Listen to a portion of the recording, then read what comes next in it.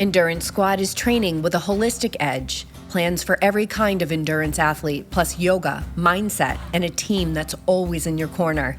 Join at YogiTriathlete.com/squad. Because I had literally found myself in a place in life where I could no longer afford to have a mindset of lack. And so, yeah, like the amount of gratitude that I have in those pages, like I stated the facts, but that's not what the journal entry was about. It was about being able to walk to the ocean and imagine the drops of water in the ocean, you know, the blades of grass, and just that I was really awakening to the fact that there was no lack in this universe, just in my mind.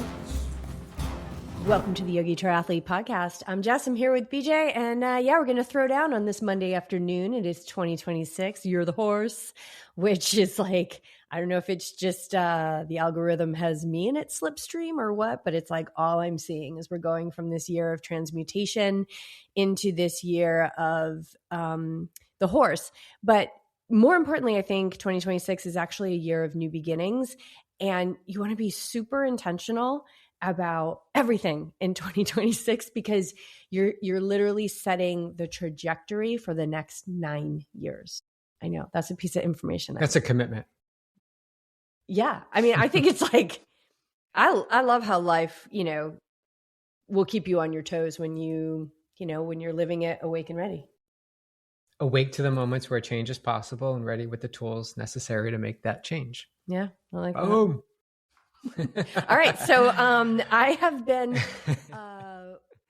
what have you been doing? Well, I've been reaping the benefits of my mindset training by being on chat with Covered California over a spectacular bill that I received from our insurance company. And just and really seeing man, there was a time where I would I'd be going through the roof over this stuff.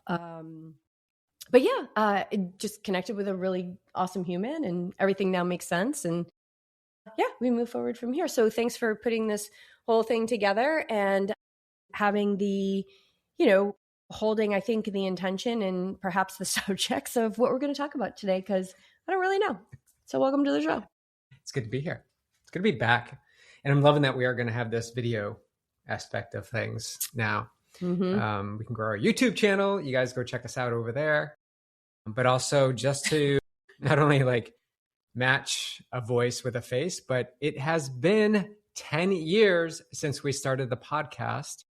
And we're actually doing a big celebration to kick off the 10 years of Yogi Triathlete at Ironman 70.3 Oceanside on March 28th, which is about 12 weeks away, which isn't too late to sign up and start training. We have a 10-week training plan in Endurance Squad for $99 a month if you want to jump into there and prepare for this race and come celebrate with us. This is going to be quite the milestone. I don't know. Did you think? Let's talk about that first. 10 years. Man, we're strong. Why did you say that? Because there's been so many reasons. Well, should I share what I've been doing? Yeah, I've been journaling for as long as I can remember. I mean, I remember journaling about the boy that I had a crush on in 3rd grade. I don't know if that's early where you started having crushes, but for me, I had a crush. And I would write back then it was called a diary, and it had a little lock on it. I remember it was this little blue diary. And I didn't like it because it was the lines were so close together. And as you know, I'm a very flowery, big writer. So anyway, rarely have I gone back to read my journals. So many times it's just me dumping or creating or having fun or recapping something. There's everything and anything in my journals. And so for me personally, this is a number 8 year, which means that I will be harvesting the seeds that I planted 8 years ago, which was 2018, right? Mm. Okay. I've never been known as being a mathematician. So I'm did I even do that math right? So I have been looking back on my journals from 2018, and there's a post from March 4th, which is my birthday. And in that post, I started out with, we have $24 in our business account, $17 in our personal checking account, a $400 rent payment that's due on Monday, and $40,000 in credit card debt. And we had in 2016, $0 in credit card debt. But in lieu of going all in with Yogi Triathlete and really feeling this like call that there was nothing else that we could do in this life, we put our rent and our groceries on a credit card because it was really clear that we didn't have a lot in our bank balance. And so if you listened to this podcast for a long time, we were podcasting regularly in 2018. 2018, I think, was like a really, really tough year for us. And that was my birthday.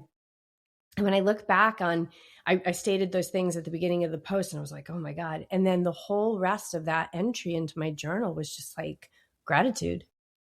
Because I had literally found myself in a place in life where I could no longer afford to have a mindset of lack. And that was the beauty and that was the gift. And I was so grateful for that. And so, yeah, like the amount of gratitude that I have in those pages, like I stated the facts, but that's not what the journal entry was about. It was about being able to walk to the ocean and imagine the drops of water in the ocean, and, the blades of grass, and just that I was really awakening to the fact that there was no lack in this universe, just in my mind. And that had literally manifested into our bank account.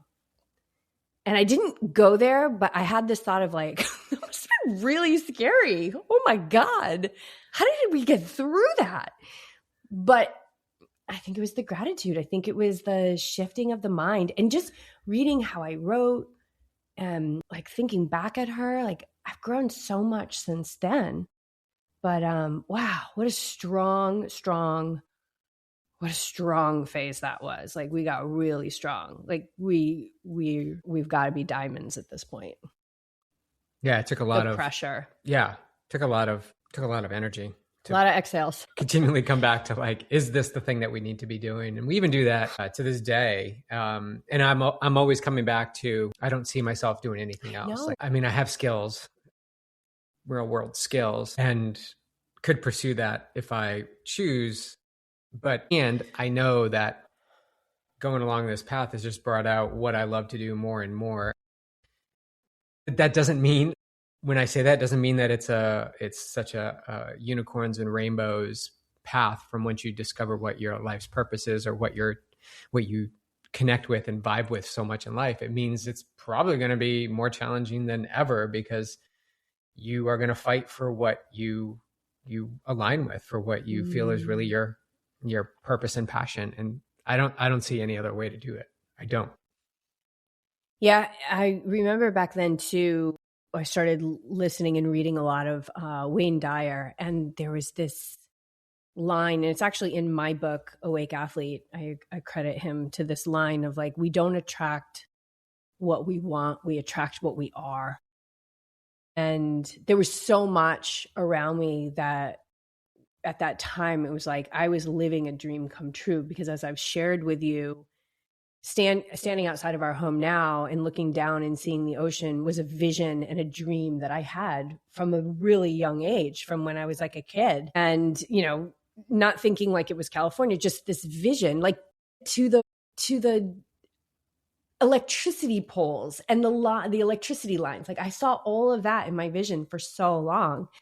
And so there was no doubt that I was living that, and that was here now. And I had to like clean up whatever it was that was not allowing the bank balance to really be at a place that was like even sustainable. And I talked about how I was making like the minimum payments and how it just felt like it was just scratching the surface, but that scratch mattered. And then we got really smart with how to play the 0% game. Really, really smart. We did. With that. And as I sit here now, and I don't even want to dig too much into it, because there's like, we don't need to relive that ever again. But like, how did I pay that off? I have no idea. I think I need to give myself a little more credit with our money management than I do, because I don't know how that happened, but it did. And, of course, now we have small business loans and all that other fun stuff. But that rent and groceries, on the credit card. That was a rich time in life. There's so many moments. This is really good too that we're doing this, because there's so many moments along this 10-year path that shaped not only what the business is, but who you and I have become as business owners, coaches, athletes, and then, a partnership. Like it has been a deep dive into the growth of, what we are, or what we are becoming. And I don't think there's a shortcut in any part of it. It's every step has been important. The struggles with finances, the whatever, the whole list of things. And yet we continue to go forward. And I always think to something that we shared on the High Vibe Tour. What we came out with it was, and the High Vibe Tour was what we called that period when we left our jobs in 16, left Newport, Rhode Island, the house, everything in it, everything. And packed up a little tiny car with one suitcase each and Clark, and everything that we owned that we wanted to keep in this tiny Honda Fit, and traveled across the country for 6 months, 7,000 miles. And the point of that is like a realization came in so clear that most people that don't succeed at what they desire or connect with or want to go after give up way too soon. And I'm saying that because there were many moments that we were hit with that moment again and again and again and again. And each time we hit that moment, we kept going, even when on paper, it makes no sense whatsoever. It made no sense for us to choose the path that we did at whatever time that was. And yet we continue to move forward because we trusted and again, believed together that this was what we were, this is what we were meant to do. Well, and I think we're living it again to a different degree, right? So we have Endurance Squad, which is this like super affordable training community where you have access to BJ and I as your coaches, and we're doing regular live streams, and we have an online library, and we have training plans, and we have community, and like at any time you can ask us questions, and we do coaching calls. And, you think you create these things, you're like, oh my God, this is solid gold. Like this is incredible. This is absolute gold. And the growth of it has been very slow. And yet we continue to live stream. We continue to do the coaching calls. We continue to add new plans, meditations, and yoga classes every month, because it's like, and some of you might be listening right now who have just been like, oh my God, yeah, I just haven't joined yet. Or, oh my God, yeah, I'm going to do it in February, or I'm going to do it, tomorrow, or maybe I'm going to do it right now as I'm listening to this. We know you're out there, and we keep creating for you. Like it's for you. It's not for us. It's for you. I've always had a dream, a very long time dream of like being able to offer like affordable, yoga and meditations and guidance to people. And I think this is like that all inclusive, just like the nugget of gold that gives you everything. And we've had some folks that maybe we're going to step up to one-on-one, and they realize like, wait a minute, I'm getting everything I need in Endurance Squad. And that's the community. And that's the vision that we're holding now, that continues to grow, because it's gold. And yeah, there's evidence that's like, oh, that's, shut that down. But like, it's been out there now for about 1.5 years, and it's going nowhere. It's just going to get better, and it's going to grow. And we just keep, just like nurturing it. Yeah. And like fertilizing the soil and doing it with love. And so we have met this point so many times, and yet we just keep going because this feels so aligned. And, Yogi Triathlete was founded on one-on-one coaching, and now we have this community that's, makes it financially really affordable. And people who are like, maybe they have a coach that they love, but they just want more community, or they want meditations, or they want yoga, or they want, mindset stuff. You can come to it from any direction. And so that's what I love about it. It's like, it's all encompassing, but all welcoming. And we're going to keep going with it. So I feel like we're kind of in that again right now, but like, I mean, like we're going to keep going. I liken it to the philosophy of you plant seeds, right? You plant seeds. Yeah. And somehow they're going to grow, but you don't dig them up every day to see how they're progressing. Yeah. You sort of plant the seeds, and you keep nurturing it, keep watering it, keep watering it, keep watering it. And sometimes it's like a bamboo, and it takes like 7 years to finally pop up, and then it skyrockets. That's where we both, I believe that's where we both like lean heavily into this belief and trust that the work that we're putting in over time. Not that we're doing it for the sake of the work, but we're putting in because we believe in these things. No, we are doing it for the sake of the work. Yeah. Yeah. But we also love doing it. Like I love. Right. We did. Well, and that's work, right? Yeah. This is our job. This is our profession. Oh yeah. Not for the fruits of your actions. Right. Yeah. No, we keep it going because this is a beautiful community and the people who are in there matter and they're making shifts and changes and believing in themselves more. And that's incredible. It kind of reminds me of like when we were in yoga teacher training, and at least in my teacher training. And I remember like how many one-person classes have we taught over the years? You know, it's insane how many times we're just like, okay, one person, here we go. Sure. And it was just so ingrained Whatever in me in my yoga teacher training. Like you teach to one person, you teach to 50 people, that you show up exactly the same. Like that one person matters. Those 50 people matter. Everything matters. Every connection, every seed planted, it all matters. And I love that is like such a core of who we are as leaders in this community. It's like, you know, it doesn't matter if there's one person on the coaching call or no people on the coaching call or 5 people on the coaching call or 100 people on the coaching call. It's like we show up the same because people matter and their time matters. And I just love that was like a piece. That was a piece because that I learned so long ago. Early. That was really like ingrained. Our teacher was very passionate about that. Yeah. And I love that because that sits with me and it's allowed me to teach so many one-person classes over the years. I taught one a couple weeks ago. Yeah. Well, one of the cool things that we're doing now with Endurance Squad and our one-on-one communities, because those are 2 separate online communities with access to the same libraries, is that now we're doing a Friday flow, like 30-minute flow, Friday nights, 4:30 Pacific. And we're just doing a live where the communities come together. And I love that because we're all on the same team and we're all part of the same family. And yeah, that's been really fun. And that just started.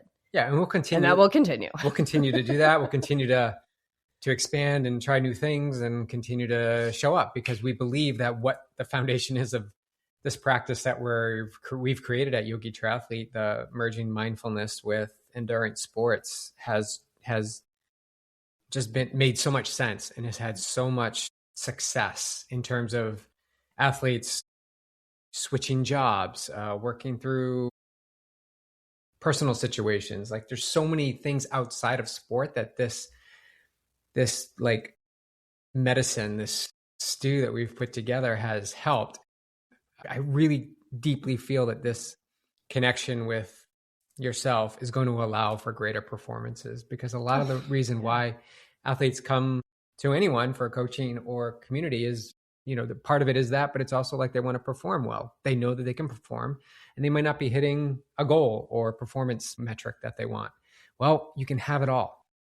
You can have it all. And huge part of that is how you manage the thoughts that constantly appear that want to pull you in the opposite direction. And you somehow cannot find the way to shift that or change that. Yeah. I mean, if we're looking at performance from a holistic perspective, which we do, when somebody's not achieving something, yeah, there's the physical training. Like you got to get that dialed in. And, you know, that's what metrics are for and data and information, super helpful. But like, I want to look at like, what kind of hit is the nervous system getting from not just your training, but like your life, you know?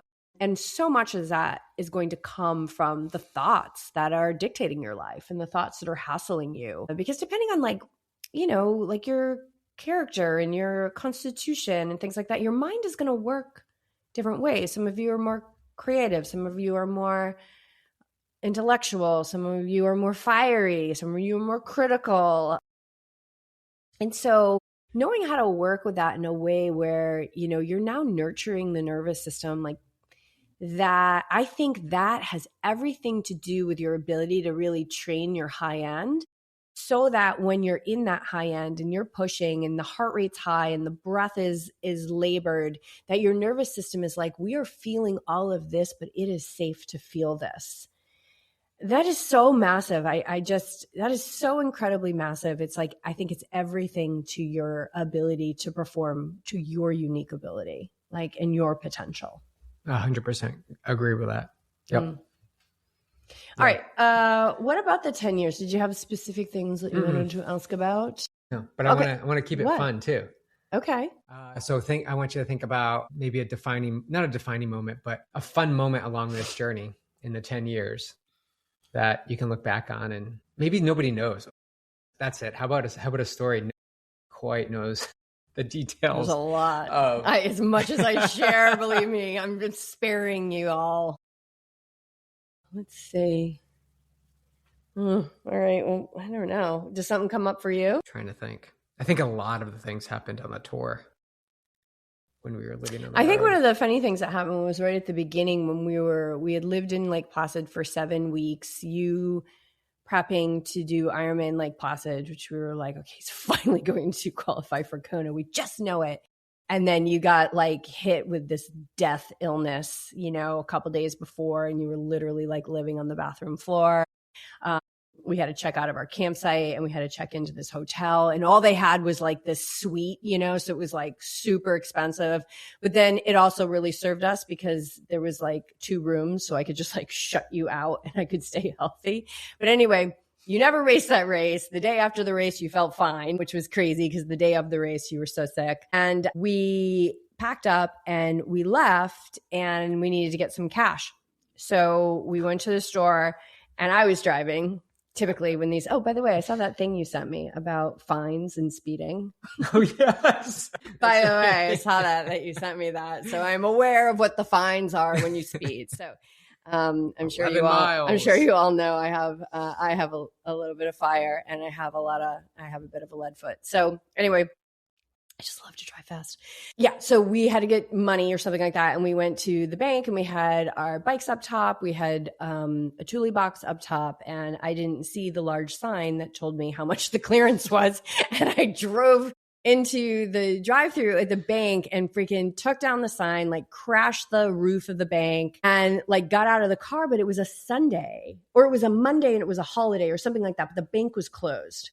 And so I'm in front of the security camera and I'm trying to act out in silence, like what happened. And, I was driving and, the thing, and I hit it and, and I'm acting this whole thing out in the security camera. So, and I think I had like a sign with my phone number and I was like, I'll call you, on tomorrow. And then we got the money and we left, and the bank, like the sign was like, the place was like wrecked. Bikes were okay.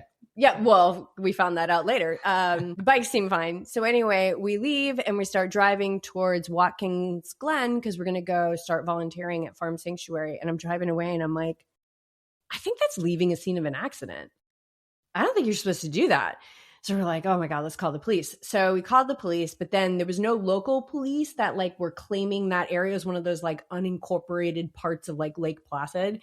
So they had to call like the state police. So then the state police comes and the guy was like 100% it's leaving a scene of an accident. So good thing you came back. But the guy was so cool. And he was like asking us about our bikes. And he was like, I'm so glad your bikes aren't hurt. And we were telling him about what we had done. And we just blew up our lives and we, crashed the bank. And yeah, I thought that was a really funny story. And just like one of those things where, I don't know, you have this like random connection with the state trooper that we're never going to see again. And he was super cool. And I think he like even kind of took care of it for us. Like, I don't ever remember calling the bank. I remember insurance having something remember to do doing with it. anything. He was kind of like, you guys go, I'll take care of it, and then we told our insurance company and like, that was it. We never had to go back to the bank or anything. Like that trooper was just like, I got you. You guys go and do your thing. Like have an amazing life. He loved our story and he was psyched that our bikes weren't damaged. Yeah, that was a story. I don't think we've ever told that story. That's kind of a funny good story. Yeah. Funny little story. All that's coming to me is all these stories in Placid.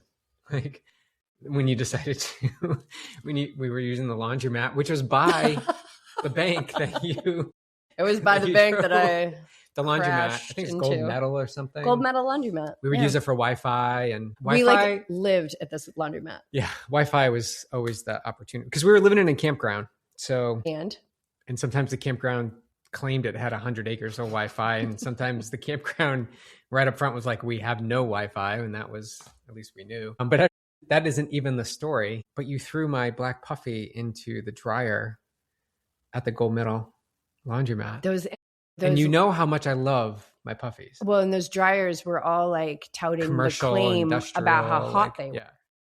So the puffy came out and it was 3/4 of the size, half the size of what it was before. And I actually put it on to try and see if it was would weird fit. because it was like a half shirt, but then the sleeves, sleeves didn't shrink. It was like that jacket in Back to the Future too. I think it's very in vogue right now. Like these little Could crop puffies that I see around. Too Could bad be. we didn't keep it. The second story, again in Placid, was when we finally wanted some time off, like because Clark was with us in the tent, like one of us had to be with him. So in order to have like a full day off where we can go swimming or train together, we had to bring Clark to the local vet, which also had like a little daycare. Well, we tried to get him into daycare one day. Well, he got kennel cough. Yeah, he got, because they sent him home. Going there. So he came back, and then we tried to put him in again, and they said, no. He still has kennel cough. He can't come in today. And it was like the one day where we were like gonna do stuff together. So it was back to the routine of somebody stays with Clark, somebody goes out and trains. Yeah. I was like, I got this. I'm going to get him in. So I bring him in. I'm like, he still has the sniffles or whatever. No, he got kennel cough from somewhere else. And then I brought him in there because I was like, the one thing that BJ and I have avoided our whole life is having children, right? Like, and so all of a sudden we have a child because we can't leave him. And it's like 97 degrees and it's the summer. And I was like, I got this. It's fine. I'll get him in there. And I go in and I'm like, he has like a sniffle or he has allergies or whatever. And they're like this. And he's just like, there's like snot coming out of his nose. And he's had that for a while. People listening to this would probably realize how terrible what I was trying to do actually is, because I could have infected the whole thing. And they were just like, this dog is really ill. Like, this dog cannot be here. So we had to wait like a couple days, a week, 5 days or 7 days. And so what we would do is you'd go into the Starbucks and work, and I would be in the car using the Starbucks Wi-Fi with the AC on, sitting in the car with Clark. And then we'd switch off every couple of hours to be able to go in and work. And like, it's just so funny because I'm just like, the thing that we've avoided our whole life, which is to have the responsibility of a child, we now have. Clark. All right. Those are good stories. What's your next question? All right. So we're celebrating 10 years. Well, I want to move on to like this New Year's sort of thing. Okay. Then move on. Let's recap 2025 quickly. Because I want to go into like what we're going to do for 2026. So 2025. It was a spiritual shit show for me. Period. Done. Move on. Well, what about for you? It was challenging. It was for sure challenging. You had some big letting go and some endings towards the end. Like what? Just letting go of some teachers in your life. Yes. Yep. And that's really hard because. Oh, for sure. Yeah, I definitely had a cleansing, constant.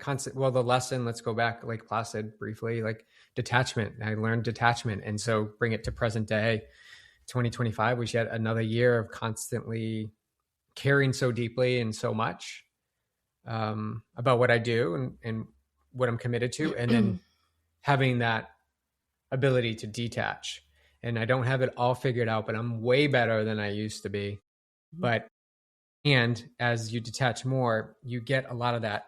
You get a lot of that space back. You get a lot of that energy back. It doesn't make it any easier. So yes, there was some clearings. There was also some epic performances. Returned to the bike and PR'd every bike course that I raced. 4 of the 5 races I did every distance. That was cool. Sprint, Olympic, half and full. And PR'd the bikes of all those courses that I've done before. And then they raced the sprint try that I've never done. I won my age group and obviously had a big bike PR there. So that was pretty incredible. A big bounce back to the season. And then, last thing on the results was just breaking 10 hours, which I thought was so cool. Going to happen someday. I knew it was going to happen someday, and it happened.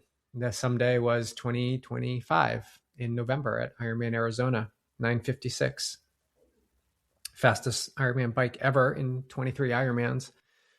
And so end of the year on a really good high. And yeah, all the reason to celebrate, but then also to, not that you need evidence, but it's nice to have it, right? The data, I love information. Evidence. Evidence is great. Like, what's possible from here? Like, what more can I squeeze out of this 52, almost 53-year-old body that's been in the sport for 20 something years?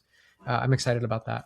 How about you? Yeah. Okay. So a lot of just like really old threads of things, familiarity of things that I felt like when I was younger, like coming up and just moving through those and letting them go. Just really interesting. But then like super incredible, like beautiful experiences. My dad made his transition and then had some incredible experiences with what I believe was his soul after he left this earth, including the night that he left. And also El Cruce was like, oh my God, it was just this fulfillment of something that I didn't even know I had been waiting for my whole life. That was really, really spectacular. The training took me so to an edge. I've never felt like kind of worse in training. Like I had so many days where I was just like, I felt slow and I felt heavy, or I had like a total breakdown, just grieving my father. But nature was just so incredible to me this year. And I think it was more like nature's just nature, right? It's everything. It's all right there. This is why I love leading, adventures and going on adventure in big nature, because it's all right there. You want to learn something. You want to see the demonstration of something, whatever that thing is, go look into nature, go be in nature, go notice the fine details.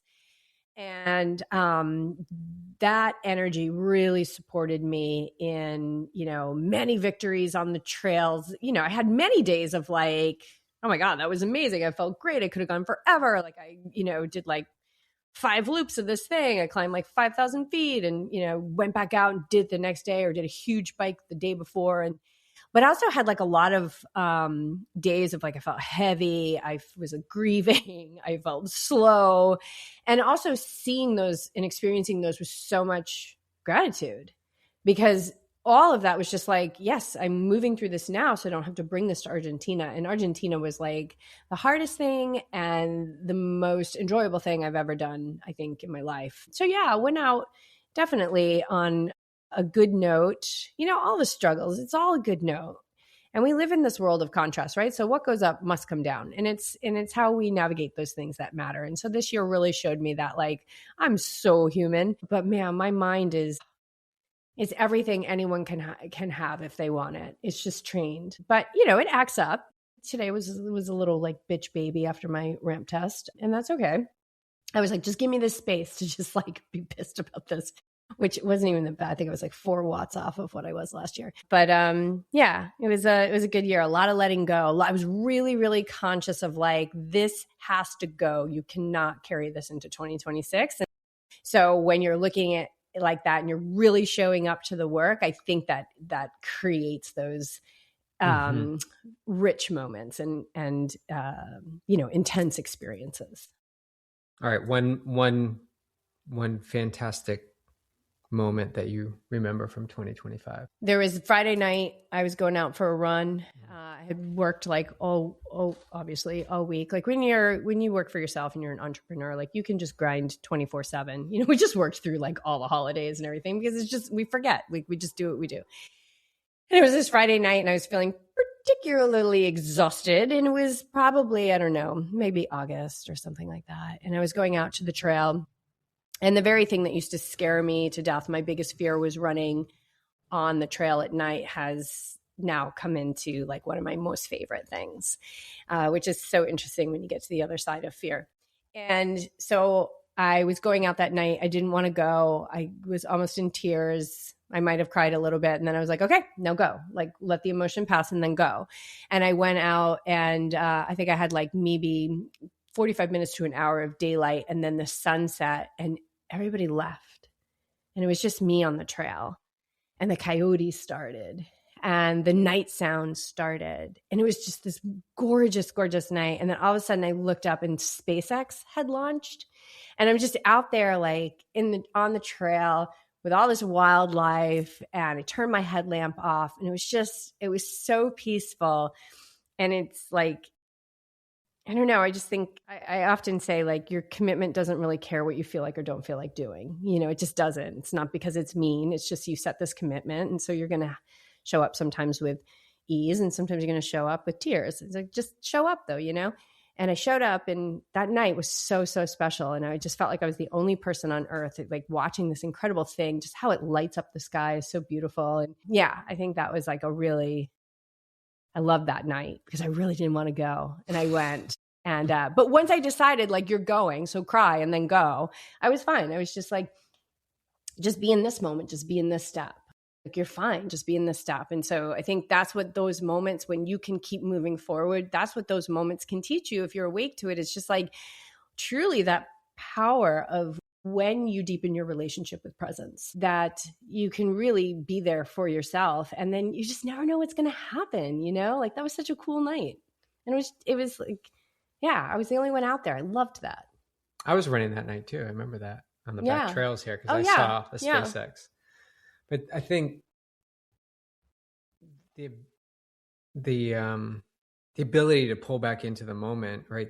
It's just too big. Looking ahead is just too vast and too big, and so the mind gets really like anxious about it and upset with it, and like can't really grasp the vastness of it. But when you can chop it into little components and be like, just all you need to do is get out on the trail, just right now, and then you get out to the trail. Don't even worry about the workout. Like, just get on the trail, put your feet on the dirt, and then start moving forward, and then choose a way to go. And then you find yourself in the experience, and you're like, exactly what you've shared 100 times is like, wow, that was just like incredible. That was so awesome. Yeah. So glad I went out. Yeah. It was hard to get out there. It was challenging, but you get out there.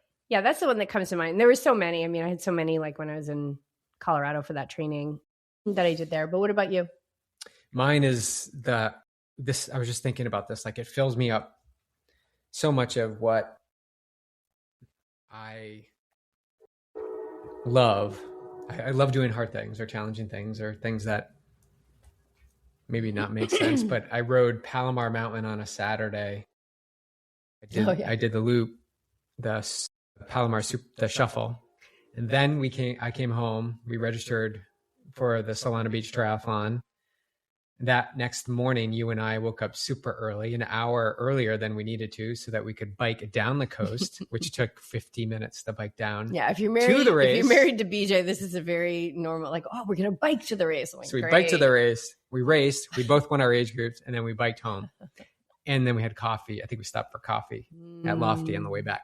To me, that kind of a weekend, you get the Palomar, which is still a 4.5 hour ride, 7,000 feet. Unless you're with me, it's like an hour and 15 minutes longer. That to me, like that whole experience was it was a result of past actions. You say that a lot. It's a result of past actions. So Jess would say something like, that doesn't surprise me at all that you would do that, because you've seen what I've done over and over and over again. But to the outside observer, that may seem a little bit extreme, going for a big climb and then doing a sprint triathlon. I pull upon this thread a lot, and I share it with my athletes, is knowing your why, or I guess that gets overused. What is your anchor point to getting out the door, getting things done? And for me, always, mine is so super clear. I have been laid up and injured or unable to move the body, sometimes in extreme circumstances. And I so appreciate, I would have given anything during those times to be out and moving. So when I have the thought that says, oh, you're not going to go out and run, I quickly go to that moment, maybe of me laying in bed in the summer of high school, where I had ACL surgery and immobilized for the whole summer, had to stay in bed. It was 30 something years ago, guys. So it took a long time to heal. Stone Age recovery. Yeah, seriously. It had sticks holding my knee together. But I had such maybe because my mind was still forming, but I had thoughts of like, I would give anything to get out and move or play basketball. And so that 30 years later, that is now my anchor point to get out the door. And whether that means like today, a 2-mile run off a bike and just jog and be outside, or it means doing the epic adventure like I just described, doing the Palomar and racing the day after. So movement is so super important to me, and I want to continue to carry that through all the way till the very end. Yeah, I'm starting to even think about other please share incredible moments. Like This is just good. quick snapshots that are coming Yeah. through my mind is you're talking about like what's so you. And I think what's so me is like adventure and unknown and things like that. And I think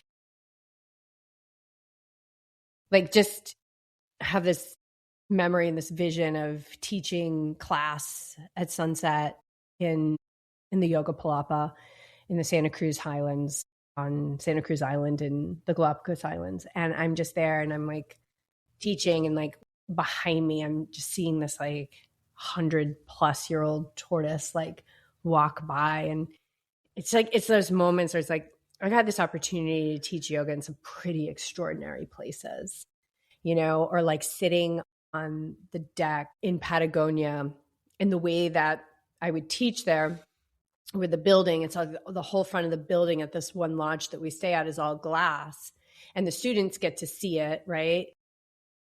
I always give them the great view, even though when you're in these places, there's nothing that's not a great view, like the tortoise walking by. But the reflection of the lake, like Locanau, and the mountains, it all reflects in the glass. And here I am with these people who are there traveling with me in trust of this thing that I'm saying is great. And just these moments of like, oh my God, like this is incredible. Like that I'm here and I'm doing this. And then I think also like I have like visions of just like cruising down South Grade of Palomar, and I love speed. And I love when you have a lot of cognitive load with training. Like, I think that's why one of the things I love about trail running is that it has such a cognitive load to it, especially if you're on like technical. And like that's Palomar Mountain South Grade descent is a technical descent. I would consider it to be a technical descent. And I just love that. And I love relaxing into that. I love trusting the bike. I love, you know, like knowing, like when you go into a corner and you're like, oh, that's like a little hot, you know, but then you kind of, you correct, you don't overcorrect. Yeah. Like, I don't know. For me, that's like, I feel most alive. And of course I love the thrill, but I'm also like most at peace in those moments where I'm in these, like, whether it's down South Grade or it's like this remote area. I just absolutely, yeah, I love that. Like, in, you know, getting my rental car in Argentina and driving up to this village, and yeah, like not knowing if I'm going to have service, and, you know, there's no maps or anything. So I have to rely on my phone. And yeah, it's just, and like at this one point I was driving up to Villa Algunstor and from Bariloche, and the sun was setting over the Andes, and there was a turnoff point, and I went past it and I was like, I'm going back, you know, because in my mind I was like, the sun's going down, you don't know where you're going, you need to like be driving. And I was like, ugh, yuck. So I pulled over and I got out of the car, and there was these two guys there, and I just got out of the car and I like stood there in front of the car, leaned up against the car, and was just like watching the sunset over the Andes, like by myself. And it was just, yeah, it's so many incredible moments. So yeah, I mean, it was a challenging year in many ways, but all of that resolved in such good because of how I stepped into those challenges, you know. And when I say challenges, it was like a lot of internal challenges, you know, just growing pains. Yeah. I mean, I feel like I have like a highlight reel in my life had, and those were just some of the highlights. Those are good highlights. Yeah. Well, I wanted to kind of like end, because we also, I think just a timestamp on going into the past. We kind of want to use it for what we need it and then move forward. Yeah. Do you agree? Yeah. Adios 2025. See ya. What's next, Beach? All right. 2026. Ooh, 2026. 2026. So as I said, 10 years, we're celebrating Yogi Triathlete. So there'll be a lot of significance to, you know, celebrating, because we have to take a moment to really celebrate. And the moment is 365 days this year of seeing how far we've come, and that we're not ready to stop this thing anytime soon. Like this is us. This is what we do. We have a lot of information and experience to share with the world. And this is the best path that we have found to share that with all of you. And so 2026, we're having a celebration, like I said, at Oceanside. But what else? What other exciting things do we have? And what trips are you taking this year?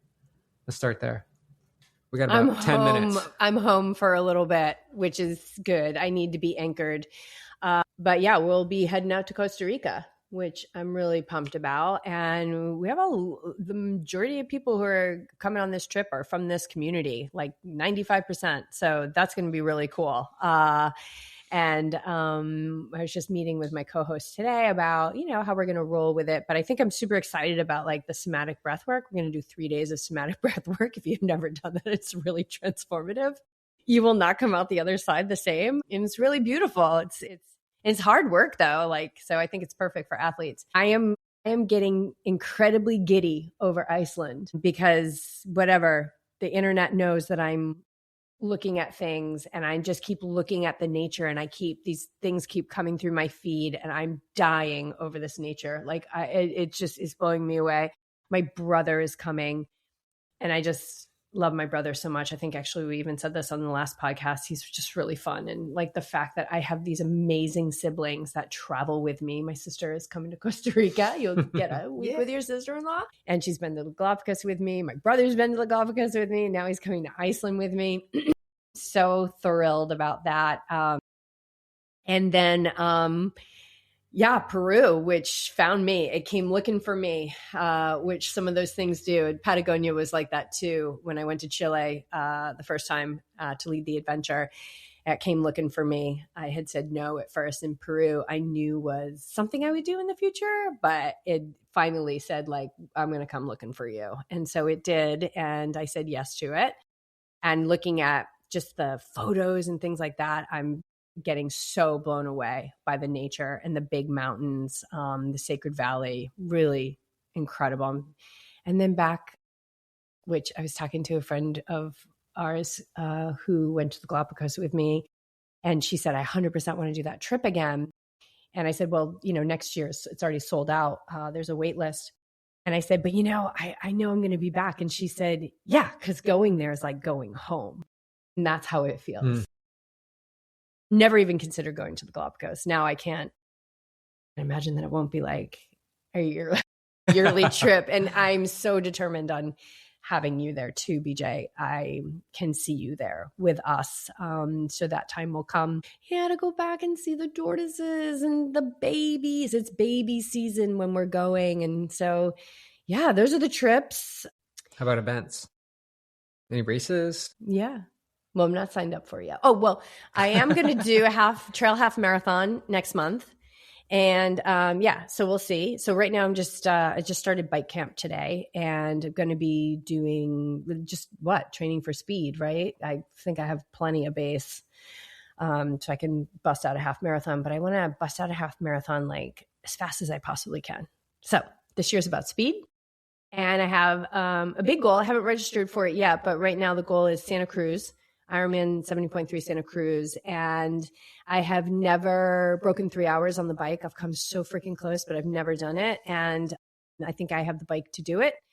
And I would like to do that in conjunction with breaking 2 hours on the run, which I've done before, but never with a sub-3 bike. So, and that was a long time ago. So we'll see. I mean, I'm pumped. I like having big goals because when we looked at my Santa Cruz time, it looks like I need to take like 23 minutes off in order to do this. So I've got the coach for it for sure. If anyone can make me faster, it's the master of getting faster who's sitting next to me right now. But I love big goals. And I just feel determined and I feel it doesn't feel like pressure.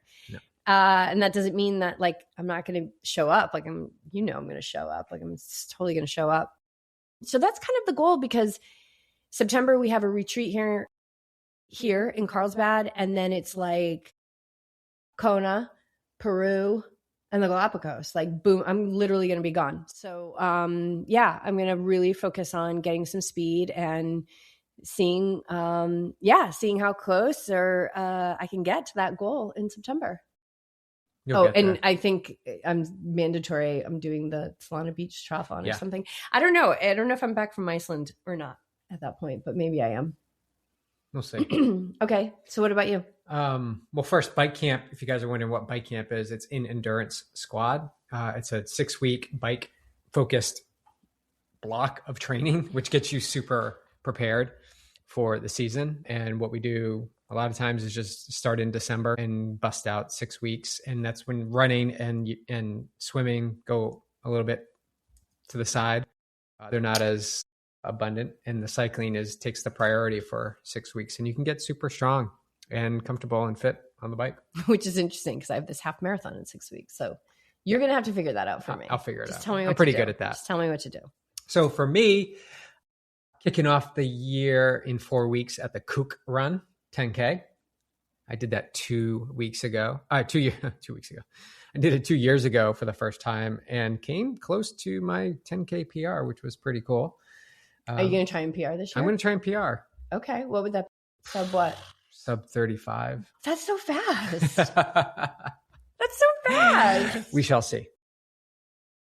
Running has just started picking up again. So the Kook, 35. the Kook Run will be the first event. Then Oceanside 70.3, where I'm going to throw it down. I want to beat an hour 30. I want to beat 90 minutes on the run.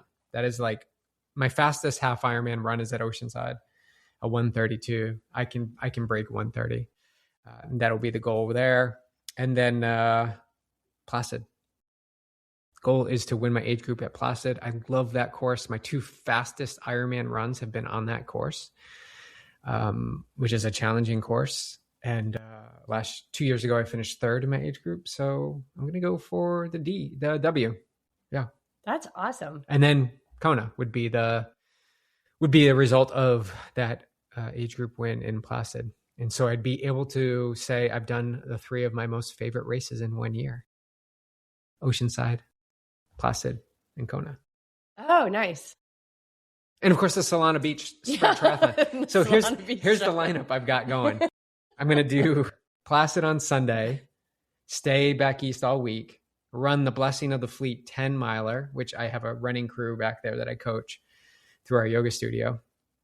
Rhode Island Power Yoga. Oh, that's cool. We're going to do that on Friday night. Yay. It's a Friday night run. Saturday, I'm going to fly out and come back here so that I can put my bike back together and be ready to ride down to Solana Beach on Sunday morning to do the sprint triathlon. Are you going to eat clam pizza after the Blessing of the Fleet? 100% no. No, wait. Extra large clam pizza for BJ. All right, that's good. Okay. Anything else? This is good. It's been a good little No, that's it. All right. All right. Thanks, guys. Let us know if you like the video aspect of this or anything that you guys want us to discuss. We're going to keep going. Yeah, we're going to keep going. We're not stopping anytime soon. I see no other way. And most people give up way too soon, and we are not most people. We're going to keep going. Namaste. It's a blue-footed booby from the Gold Coast. Hand-carved by this guy named Marcelo. He's amazing. Oh. All right. Peace, guys. If you're enjoying the Yogi Triathlete podcast, you'll love our other show, Awake Athlete. 5 complete seasons, short, potent, no surface chatter episodes to train the mind like you train the body. Season 6 is live now. Search for Awake Athlete wherever you get your podcasts and start listening today.